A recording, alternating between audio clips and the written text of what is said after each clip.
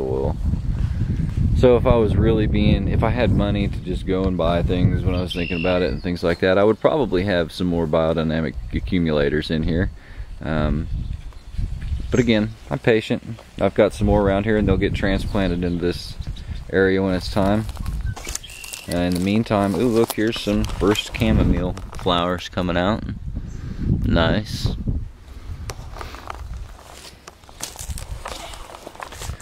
This stuff here, this ragweed, is one of the great examples of something to rip the hell out of your garden and try to make sure that it never comes back.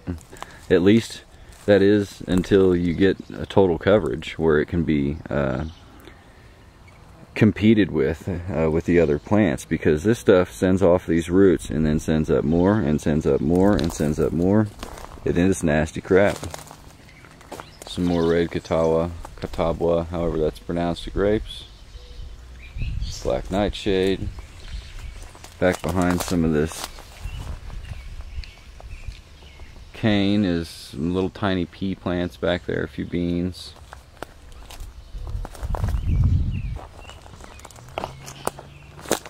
So, but even though this area isn't doing much, it still has, guess what? Okra.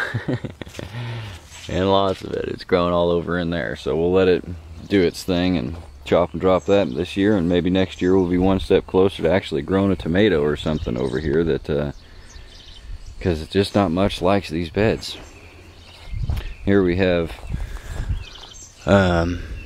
wild ground cherries, which I have found to be an awesome tool this year because the bugs have just been eating them silly. And if I'd have taken them out of there, then the bugs would have been eating something else. So I'm glad to have things like that around. And of course, a few ground cherries I'll get in the end of the year will taste awesome and will be worth it.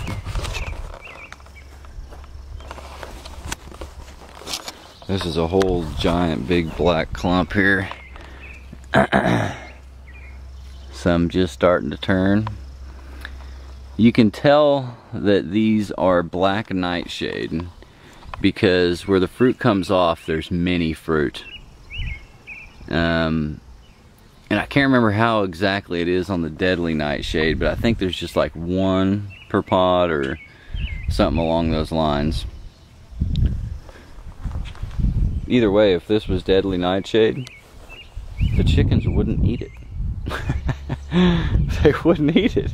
They might eat like one berry or something because, you know, they need to test it out or some shit, and or you know, animals know when they need the certain kind of medicine.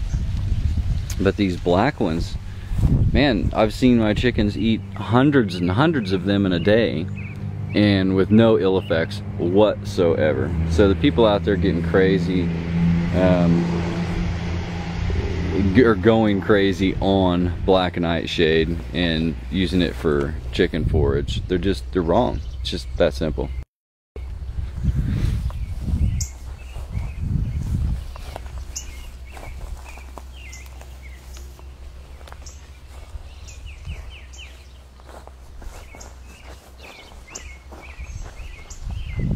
These are again some bushes that were ripped out with a backhoe. I got them back here, threw them in the ground, and just saturated them with water for a week. And I imagine next year they'll look pretty. I'll be able to probably cut them down and let them come back up into an actual bush. And the purpose of planting them here is because the wind rushes through this area. So I need to get something going here to break that wind. Some beans along this concrete. This concrete I decided to keep and stay. These brick will eventually be gone and utilized over by the house there, the block. I will probably punch a big hole in this thing and grow a tree through that. Maybe punch a hole through and put a small plastic swimming pool there for some ducks eventually, because I'd really like to get some ducks running around out here and give them a water place to play in, since I can't just go and buy sodium bentonite to get the bottom of that pond lined. And I'm not going to be bringing in a pig to try to do it that way. And Glee Seems like a pain in the ass. So, patience, let it go. This is a 3rd year bed here. These are, let's see, I planted these peach trees the first summer, so 2012 summer. And they would have probably been a year old in the pot or more. So I've yet to see fruit on them, but we have fucking unusual.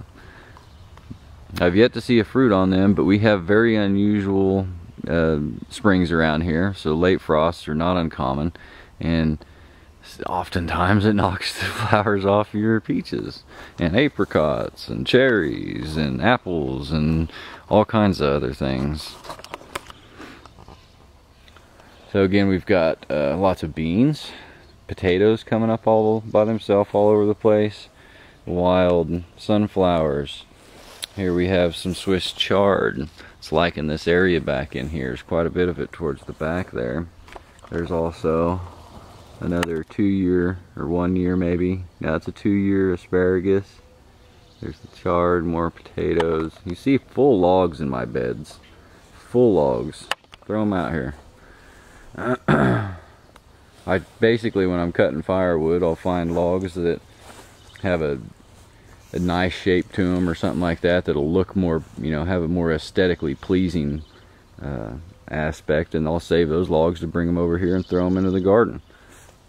The rest of them get chopped up and burnt.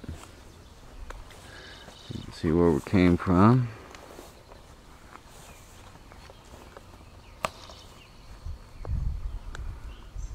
We're back up on top of the Hugel path here. Sunflowers, tomatoes, peas.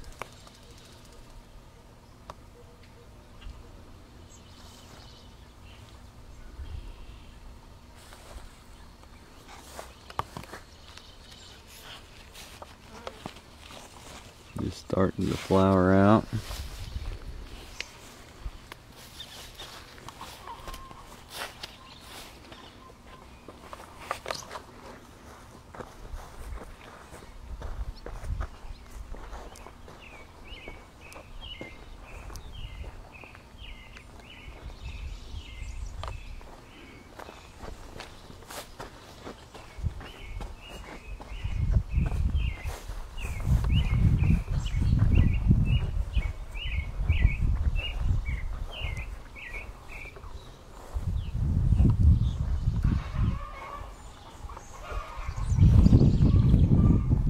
I think something just scared the chickens.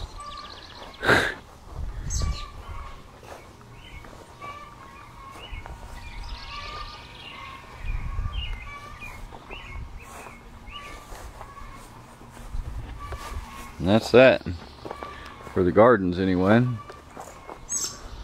We'll come back sometime and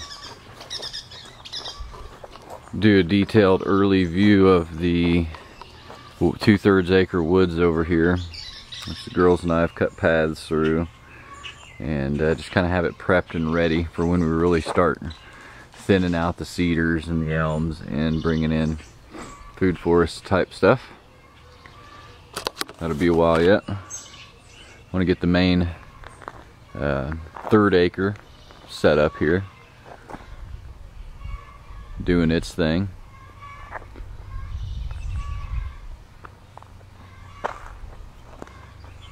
And we'll come back sometime and show you some of the cool things that have been done in the house to make the place more efficient and user friendly.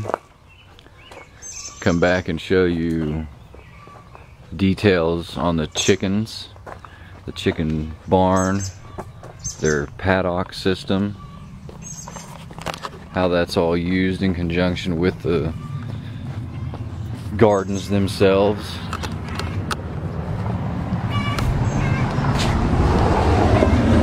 This is that paddock system right here. In fact, let's take a walk around here. There's 7 paddocks. Some of them aren't growing much of anything right now, so the chickens aren't in them until we get them healthy. Coming back here because I have around this fence I have planted a buttload of sand plums and American plums, or choke cherries. I get those confused. Here's here's one of the sand plums. You can see the back view here of paddock 1, 2, 3, 4, 5, 6 on the other side, and 7 on the far south side.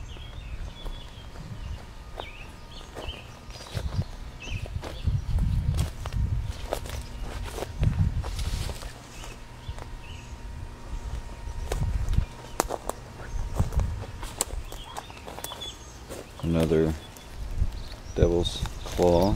Lots more of these wild sunflowers, which have little seeds, but the chickens will even munch on some of them. Here's it's either American plum or choke cherry. Can't remember, we'll find out. And here's the sand plums, which are taken off. You get this entire area covered with them, so that the chickens can eat some through the fence, and then I can come along out here and get what I want myself.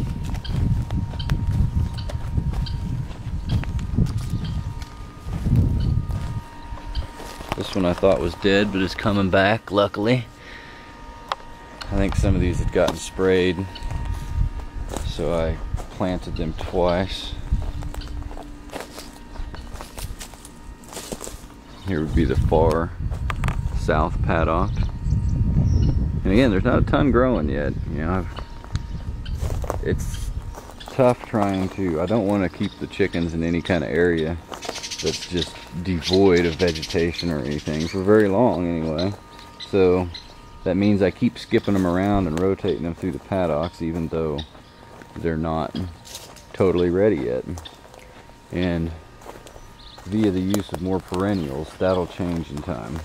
Again, patience, but we'll just allow it to eventually cover up and get every bit as thick as what we see right here in time. That's exactly what we want.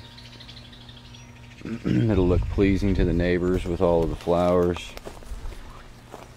The ecosystem we're building is eating up mosquitoes and other harmful or annoyance pests. And then we've got a black soldier fly set up in the barn, actually. We'll see how that works out.